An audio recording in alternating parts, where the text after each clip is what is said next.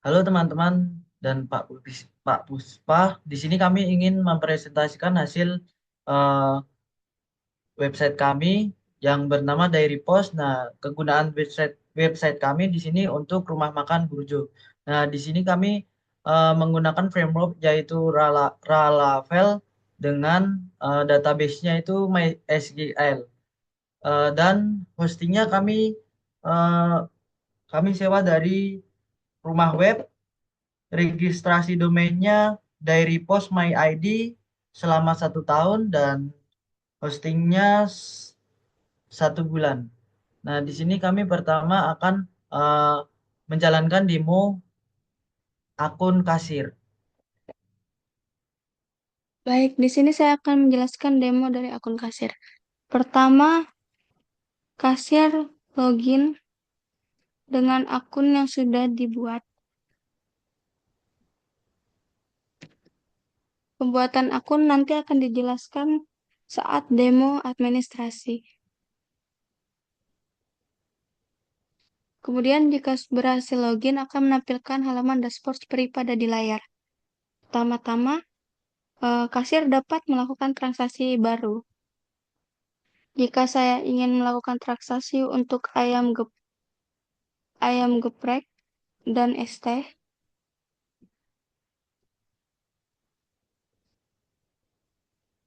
dengan ayam geprek jumlahnya 2, maka eh, akan otomatis menunjukkan subtotal dari harga ayam geprek dan es teh tersebut. Kemudian sebelum bayar, saya dapat memilih member. Jika saya ingin memilih member Wikido, maka sistem akan menampilkan keterangan bahwa member ini tidak mendapatkan diskon. Kemudian bayar. Di sini saya akan membayar menggunakan QRIS.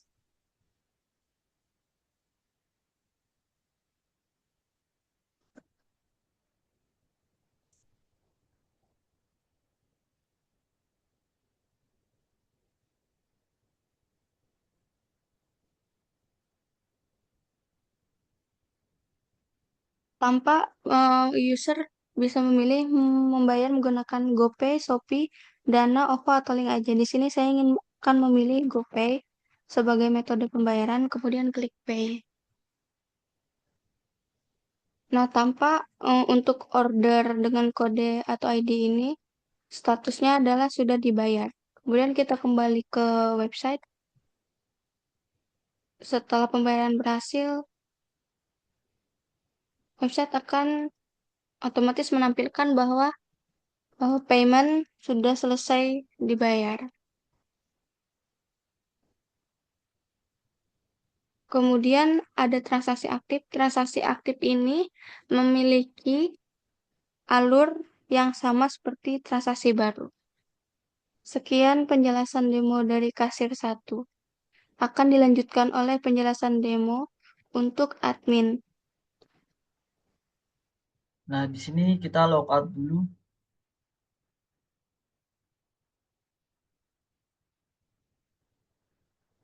Nah, eh, untuk langkah pertama kita masukkan sebelum sebelum kita masuk ke akun admin, kita masukkan dulu user dan kata sandi.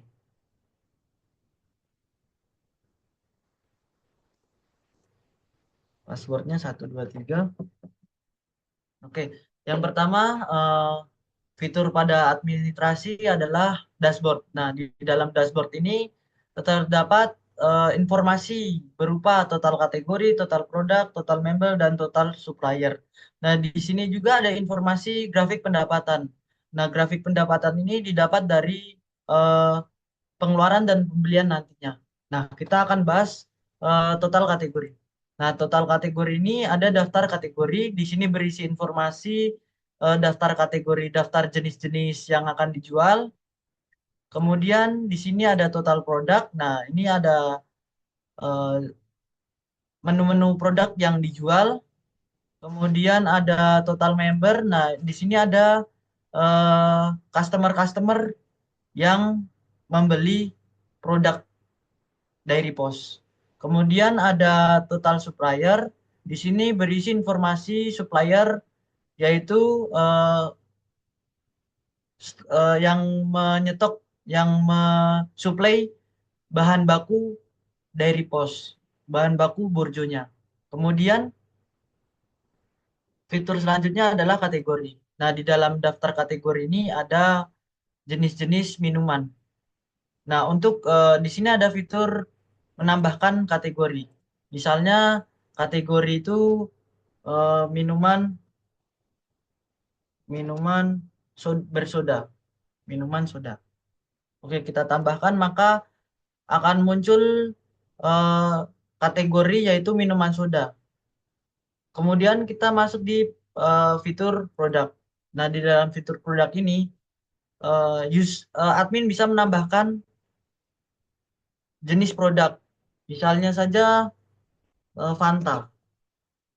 Nah, ini adalah nama produknya Fanta, terus kategorinya itu minuman soda, mereknya itu Fanta. Harga belinya itu di misalkan 5.000. Kemudian harga jualnya misalkan 8.000. Kemudian diskon kita tidak isi karena kita tidak memerlukannya. Kemudian stok kita isi dengan misalnya stok kita membeli stok itu sejumlah 10. Nah, kita simpan, maka sistem akan sistem akan menampilkan produk yang kita input tadi. Fanta, kategorinya minuman bersoda, mereknya Fanta, harga belinya 5.000, harga jualnya 8.000 dengan total stok 10. Kemudian ada fitur member. Nah, di sini eh, admin bisa menambahkan customer-customer yang sering beli di Borjo atau di Dairy Post. Kemudian ada supplier. Di sini ada daftar supplier yaitu eh, daftar supplier yang sering men- menyetorkan bahan baku di Borjo. Nah, di sini ada fitur tambah supplier, misalnya saja PT Sayuran. Nah, ini sebagai bahan baku sayuran yang akan diolah di Borjo nantinya. Misalnya nomor teleponnya sembarang, untuk contoh saja. Nah, alamatnya misalnya di Jalan Paingan. Kemudian admin menyimpan. Nah, sistem akan menyimpan data tersebut pada daftar supplier. Kemudian ada fitur transaksi yang akan dijelaskan oleh teman saya. Baik, terima kasih atas kesempatannya. Selanjutnya pada fitur transaksi ini terdapat pengeluaran, ada pembelian, penjualan, transaksi aktif, dan transaksi baru. Nah, untuk fitur pengeluaran, admin dapat melihat daftar pengeluaran pada pokoknya. Misalkan di sini pada tanggal 17 Desember, toko tersebut ingin melakukan pembelian pada tablet kasir. Misalkan nominalnya 100.000. Kemudian tanggal 16 Desember ini dia melakukan pembelian alat kebersihan dengan nominalnya 60.000. Selanjutnya pada fitur pembelian. Nah, pada fitur pembelian ini adalah daftar pembelian ke supplier yang tadi sebelumnya kita bahas. Misalnya tambah kita tambah pembelian, misalnya kita ingin menambah stok pembelian tadi itu minuman bersoda,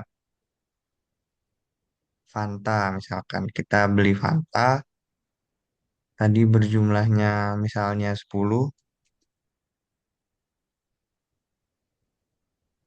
Nah, akan tertampil totalnya yaitu 50.000 dan kita dapat menyimpan transaksi tersebut.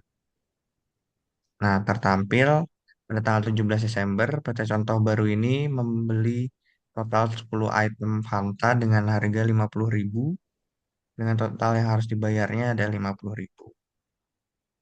Kemudian selanjutnya ada fitur penjualan. Nah, pada fitur penjualan ini hubung dengan kasir di mana tadi sempat dijelaskan kasir melakukan transaksi penjualan pada customer pada tanggal 17 Desember ini dengan kode membernya 003 itu Rikido. Pembeliannya ada berjumlah 3 item dengan total harganya 18.000 dan dilakukan oleh akun kasir satu. Kemudian pada transaksi aktif dan transaksi baru ini, administrator atau pemilik toko dapat melakukan transaksi juga. Kemudian selanjutnya ada fitur report. Fitur report ini kita dapat melihat laporan arus penjualan, pembelian, dan pengeluaran sesuai dengan kita tanggalnya. Misalkan ini kita telah melakukan beberapa transaksi dari 1 Desember sampai 17 Desember. Dari 1 Desember sampai 15 Desember ini tidak ada transaksi yang dilakukan, akan tetapi pada tanggal 16 dan 17 ini ada transaksinya. Pada transaksi ini kita lihat penjualan tadi kita mendapatkan keuntungan 16.500, kemudian ada 41.000, kemudian kita melakukan pembelian juga kepada supplier itu sekitar 60.000 dan 100.000, sehingga pendapatannya kita hanya sekarang minus 186.500. Nah, eh, hasil laporan pendapatan ini bisa kita lihat dalam bentuk PDF. Kita tinggal mengklik fitur ekspor PDF di sini.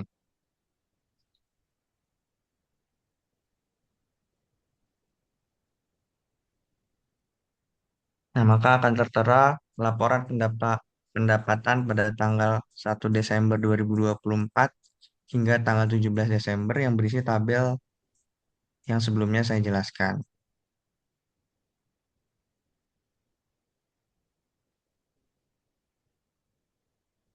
Selanjutnya ada fitur sistem. Fitur sistem ini terdiri dari 2 bagian yaitu user dan pengaturan. Pada fitur user ini kita dapat menambahkan akun kasir. Misalkan kita akan menambahkan kasir misalnya bernama JJ. Emailnya jj@gmail.com.